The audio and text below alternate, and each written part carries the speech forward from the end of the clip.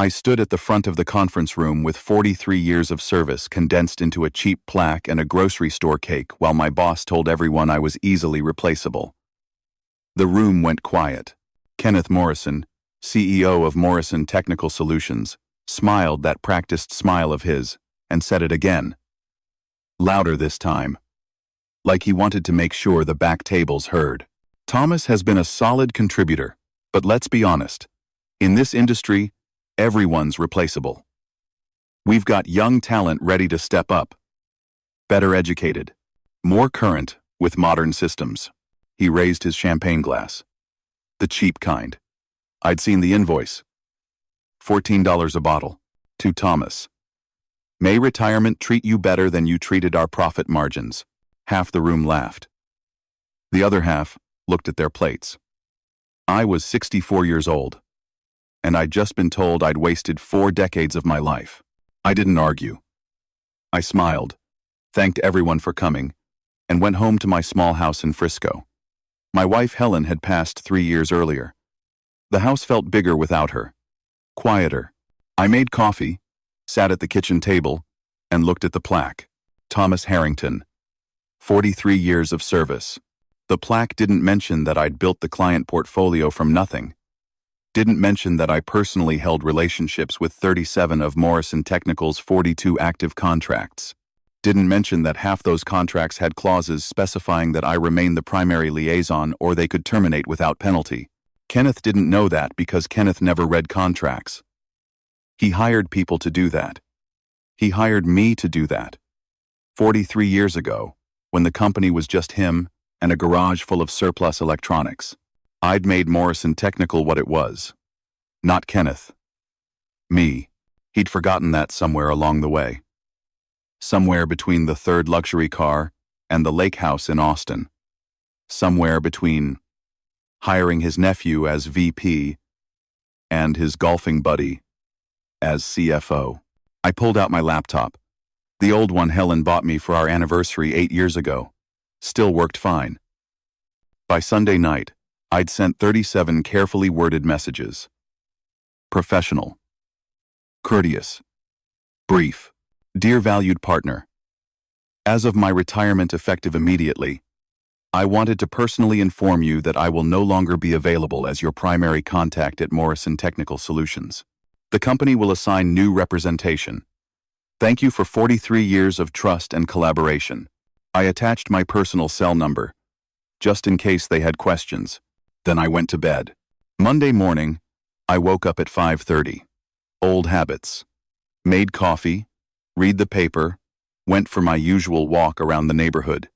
At 7:45, my phone started ringing. First call was from Patricia Delgado, CFO at Weatherby Industrial. We'd worked together for 19 years. Thomas, I got your email. What's this about new representation? I retired Friday. The company will assign someone new to handle your account. Who? I don't know. They didn't tell me. Long pause. Thomas, our contract specifies that you personally manage our account. If you're not there, we have a 30-day termination clause. I'm aware. Are you telling me Morrison Tech doesn't have anyone else who understands our systems? I'm telling you I retired. She was quiet. Then, I'll need to call our legal team. Second call came from Robert Yang at Precision Manufacturing. Same conversation. Same 30-day clause. Same realization that nobody at Morrison Technical knew his operation, like I did. By 9 o'clock, I'd received 16 calls. By 10, 23. By 11, my phone was ringing continuously. At 11:47, Kenneth called. Thomas, what the hell did you do? I was watering Helen's rose garden. She'd planted them the year before she died.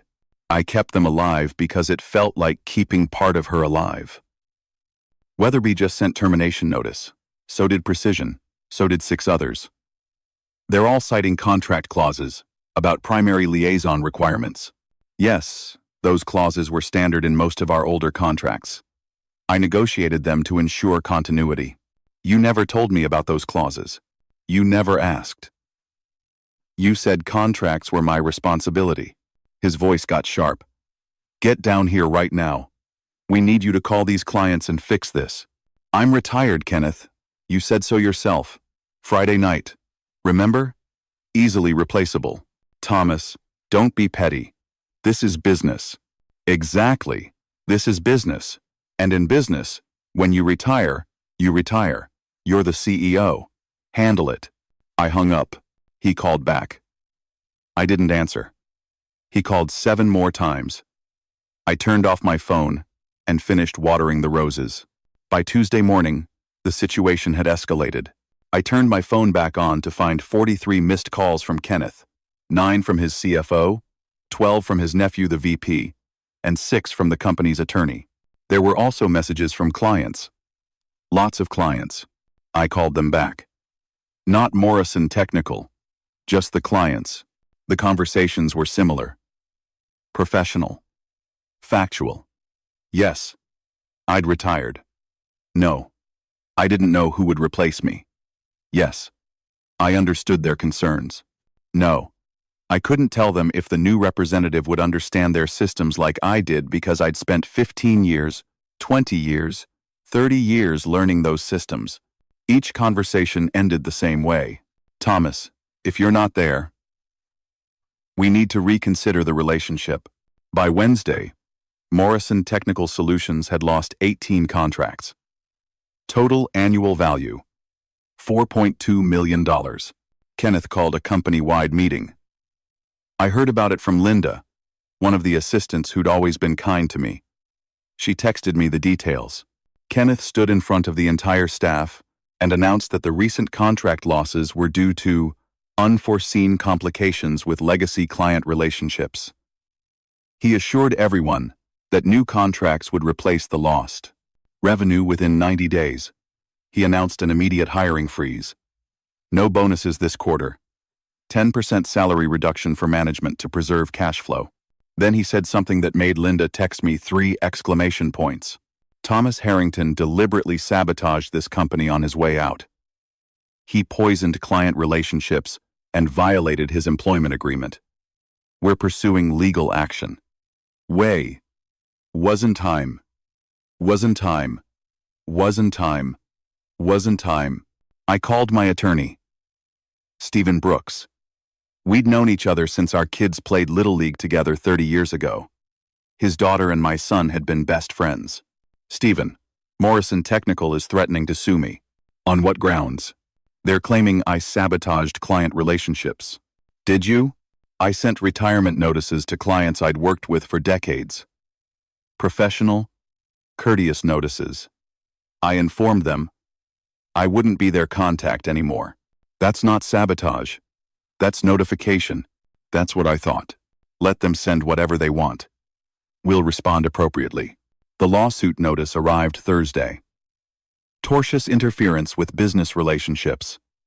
Breach of fiduciary duty. Theft of trade secrets. They were demanding $2 million in damages. I read it twice. Then I made copies and filed them carefully in a folder marked Legal, Morrison Tech. Then I made phone calls, not to clients, to former employees. 43 years is a long time. I'd worked with hundreds of people. Good people. Smart people. People who left Morrison Technical because Kenneth hired his friends instead of promoting talent. People who started their own companies. People who went to competitors. People who remembered me. I didn't ask for anything. I just called to catch up. Mentioned I'd retired. Mentioned the lawsuit. Mentioned that Morrison Technical seemed to be struggling. By Friday, 3 of those former employees had called their current employers, all Morrison Technical competitors, and suggested they might want to reach out to recently displaced Morrison Technical clients who were probably looking for new partners. I didn't coordinate that. I didn't suggest it. I just mentioned facts. They made their own business decisions. Friday afternoon, my doorbell rang. I answered it to find Kenneth Morrison standing on my porch. He looked like he'd aged 5 years in 1 week. His expensive suit was wrinkled. His hair wasn't styled. He had bags under his eyes. "Thomas, Can we talk? Of course. I stepped aside. Come in. He walked into my living room, looked around. At the modest furniture, the pictures of Helen, the bookshelf full of technical manuals I'd collected over the decades. You really do live simply. I live comfortably. There's a difference. He sat down heavily. 23 contracts. We lost 23 contracts. 6.8 million in annual revenue. The bank called our line of credit. They want updated financials. They're concerned about our stability. I didn't say anything. Our stock price dropped 32%. I've got board members calling for my resignation. My wife is... He stopped. Patricia says we might have to sell the lake house. I'm sorry to hear that. Are you? His voice had an edge. Is this what you wanted? To destroy everything we built? Everything times we times built. I let that sit for a moment. Kenneth, 43 years ago, you had nothing. A garage full of electronics and a dream. I helped you build Morrison Technical from 3 employees to 200. I negotiated every major contract. I trained every account manager. I created the systems that run that company, and we paid you well for it. You paid me adequately. But more than money, you gave me purpose. For 43 years, I believed I was building something that mattered, something that would last. It will last. It has to last. End. Then you stood in front of everyone I'd worked with for decades and told them I was easily replaceable. That my 43 years meant nothing. That young talent would do better. Kenneth closed his eyes. I was playing to the crowd. I didn't mean, yes, you did. You meant every word. You've been meaning it for years. Every time you hired your golf buddy's son, instead of promoting from within, every time you cut the Christmas bonus but bought yourself a new car. Every time you told someone their experience was obsolete. He opened his eyes. What do you want? Money? I can. We can work something out.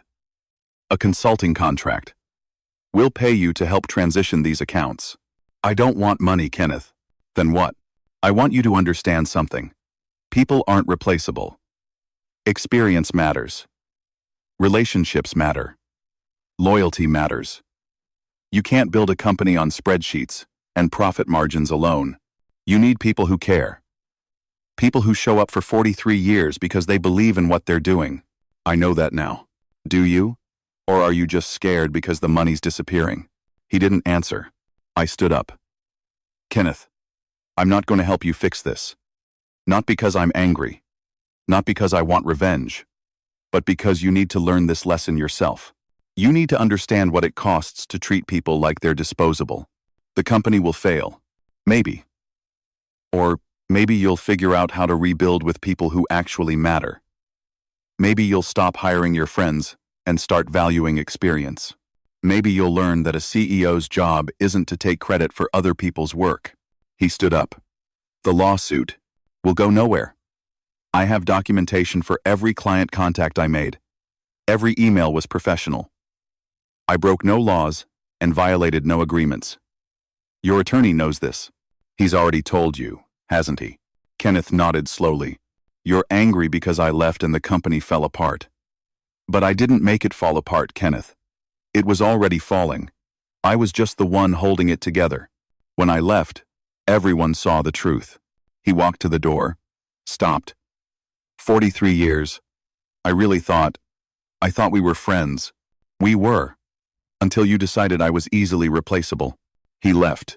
I watched him drive away in his Porsche, the one that cost more than I made in 2 years.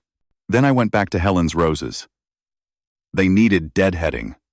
The blooms had faded, but new buds were forming underneath. You had to remove the old growth to make room for new life. By Monday, Morrison Technical Solutions had lost 31 contracts. Annual revenue had dropped from 11.2 million to 3.9 million. The board removed Kenneth as CEO, installed an interim leadership team. Started restructuring. I heard they tried to hire back some of the people Kenneth had let go over the years. Most said no. They'd moved on. Built better things. 3 months later, I was in my backyard when my phone rang. Unknown number. I almost didn't answer, but something made me pick up. Thomas Harrington? Yes. This is Victoria Chen. I'm on the board at Morrison Technical Solutions. I wanted to reach out personally. All right. The company we're struggling. The restructuring isn't going well. We've lost more clients. We're considering, she paused. We're considering selling to a larger firm. But before we do, I wanted to ask if you'd consider returning, not as an employee, as a consultant, or, if you'd prefer, as our Chief Client Relations Officer. Name your terms. I thought about it. About Kenneth's face on my porch. About the plaque that said 43 years of service. About Helen's roses blooming in the garden. I appreciate the offer. But no.